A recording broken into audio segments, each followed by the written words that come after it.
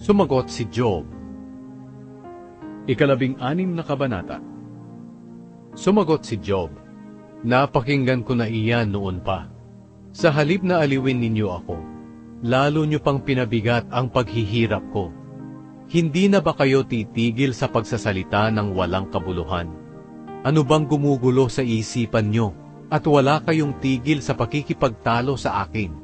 Kung kayo ang nasa kalagayan ko, masasabi ko rin ang katulad ng mga sinasabi ninyo sa akin.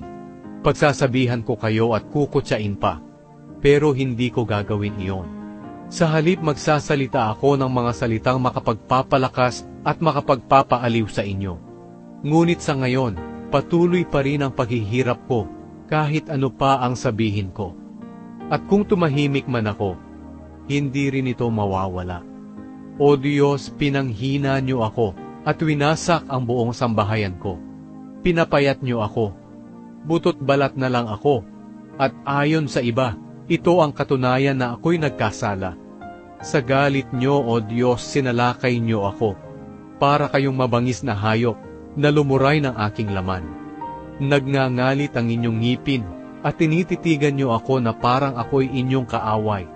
Kinukutya ako at pinagtatawanan ng mga tao. Sinasampal para hiyain. Nagkaisa sila laban sa akin. Ipinaubaya ako ng Diyos sa kamay ng taong masasama at makasalanan. Maganda ang kalagayan ko noon, pero sinira niya ako.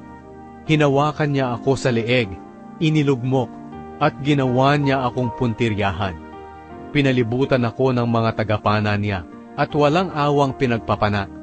Tinamaan ang aking bato, at ang apdo ko'y bumulwak sa lupa. Paulit-ulit niya akong sinusugatan. Sinasalakay niya akong parang mandirigma. Nagdamit ako ng sako at naupo sa lupa para magluksa. Namumula na ang mukha ko at namumugto na ang mga mata sa kakaiyak.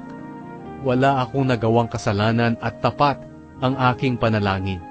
Ang katulad ko'y isang taong pinatay na nakikiusap sa lupa na huwag tatabunan ng kanyang dugo hanggat hindi niya nakakamtan ang katarungan.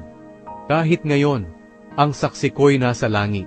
Siya ang magpapatunay na wala akong kasalanan. Hinahamak ako ng mga kaibigan ko, pero umiiyak ako sa Diyos at humihingi ng tulong sa Kanya.